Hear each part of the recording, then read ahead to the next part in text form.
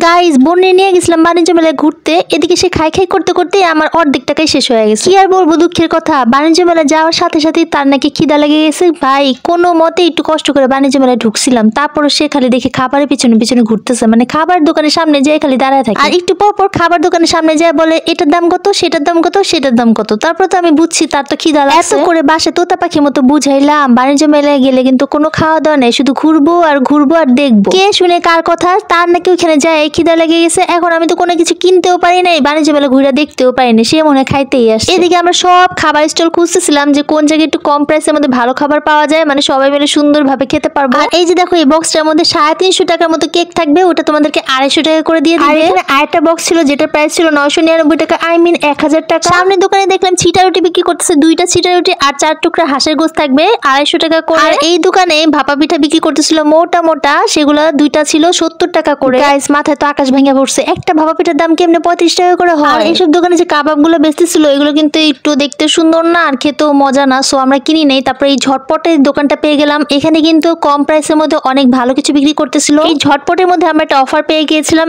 এক বোল ফ্রাইড রাইসের সাথে একটা চিকেন থাকবে 130 টাকা। আর এই দোকানে কিন্তু এই অফারটা চলতেছিল, বাকি সব দোকানে অনেক অনেক দাম ছিল খাবার। আমরা এই কম্বো অফারটা কিনে নিয়েছিলাম আর আমার কাছে এটা খুবই মজা লেগেছে, আমরা খেয়েছিলাম এটা। আর এই দোকানে ছিল ফ্রেঞ্চ ফ্রাই 80 টাকা, চিকেন নাগেট 80 টাকা, স্পাইসি চিকেন 70 টাকা আর চিকেন মিটবল ছিল 40 টাকা করে। দেখো আমাদের ফ্রাইড রাইস আর চিকেন মোটামুটি ভালোই ছিল, মানে একজন খেতে পারবা, 2-3 জন কিন্তু খেতে পারবা না, মানে ভালোই লেগেছে আমাদের কাছে। আর এখানে যে উপরে ব্যাগগুলো দেখছো এগুলোর দাম ছিল 2200 টাকা করে আর এগুলো ছিল 1000 টাকা করে। খাওয়া দাওয়া শেষে একটু হাঁটাহাঁটি করতে চাইলাম, এদিকে আমার বোন বলতেছে আমি আর হাঁটতে পারবো না, আমার পা ব্যথা করতেছে, সো সে এখানে রেস্ট নিচ্ছিল আর আমি এদিকে একটু পাশে ঘোরাঘুরি করতেছিলাম। আর এই যে দেখতেছো ওয়ালে ঝুলানোর জন্য এগুলো কিন্তু প্রত্যেকটা 150 টাকা করে ছিল, এগুলো কিন্তু কম প্রাইসে বিক্রি করতেছিল। আর এই দোকানে কিন্তু কিছু গাছপালা দিয়ে ভরা ছিল, সেটাও দেখেছি আমি, ওগুলোর প্রাইস অন্যরকম ছিল কিন্তু অনেক ভালো ভালো সুন্দর সুন্দর জিনিস পাওয়া যাচ্ছিল। এই যে দেখতেছো হাতে নেওয়ার মতো ব্যাগটা, এটাও কিন্তু 150 টাকা করে ছিল, খুব সুন্দর কিন্তু এটা। আর এটা কিন্তু সবার জন্য পার্টিতে যাওয়ার জন্য নিতে পারবে। আর এই যে দেখো ঘর সাজানোর জন্য এই গাছগুলো